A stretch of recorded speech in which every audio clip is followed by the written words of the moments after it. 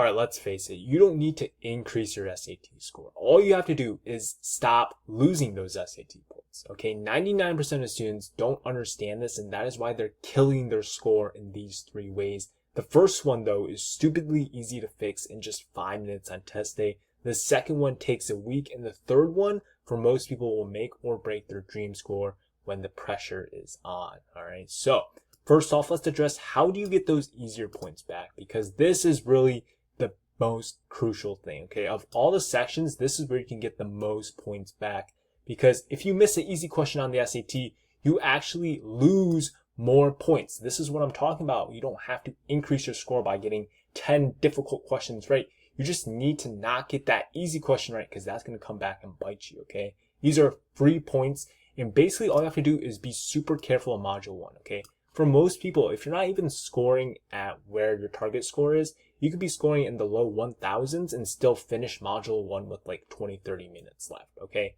it's objectively easier than module 2, and that's why most people rush it. If you finish early, go back and do all the questions 3 to 5 times. Okay, don't just check your answer. You need to redo the questions, go through the process again, and actively review, because that's going to stop you from making those careless mistakes, which will come back and kill your score. Okay, another way is to module 1. If you are stuck on a question for some reason, just mark it. It's module 1. You don't need to be stressing over it, because another thing we're going to be talking about is performance anxiety. Okay, but this point primarily does go back to module 2. If you find a hard question, just mark it and come back, because if you run out of time, guess what? All those questions that you didn't solve, those are tons of points you're leaving on the table. But on module 1, if you do get stuck, what happens? Well, you need to calm down, okay? Because this is what we call the performance anxiety curve. This red part you see here is what happens when you finish early on module 1 and you don't do anything. You just lay there, right? You're pretty much inactive. And we don't have that optimal, or at least some stress on your brain, you will perform worse, right? You perform the best when there is some stress. If you get too much stress, that tipping point where, let's say you're like running out of time on module 1, well, then you're gonna be super stressed, and when module 2 comes around, that's gonna put you in a doozy, all right?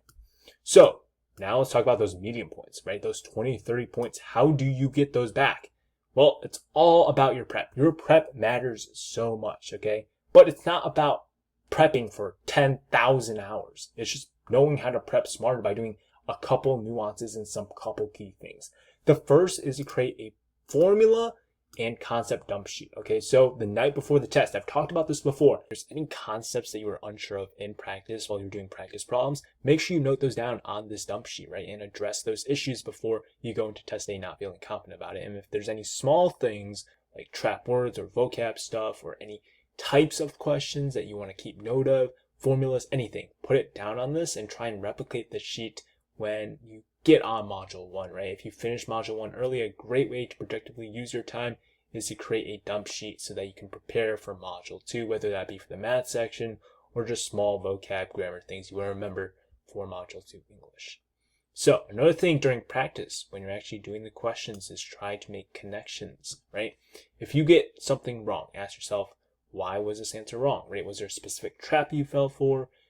Really keep these thoughts down, like literally write them down in a journal or track them somewhere. More small things, drink water. Water is good for you, and always try and stay positive, of course, because at the end of the day, it's not that big of a deal. It's just the freaking SAT, so just do your best on it. All right, now we're getting into the hard points, right? Because if you get stuck on a question, like legitimately stuck, it doesn't really matter how much your prep does, right?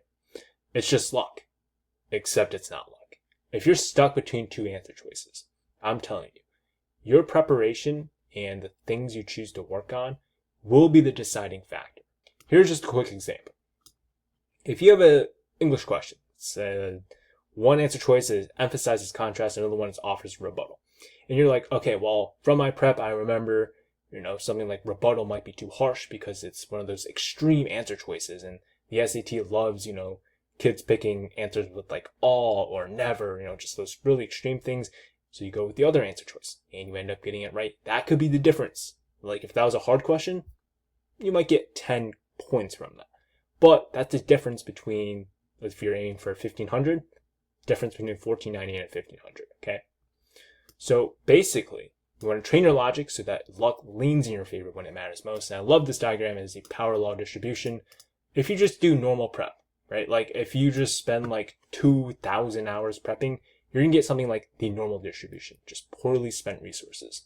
But if you spend your resources, that being your time and effort, well, guess what? Your results will be proportional to the amount of effort you actually put in, right?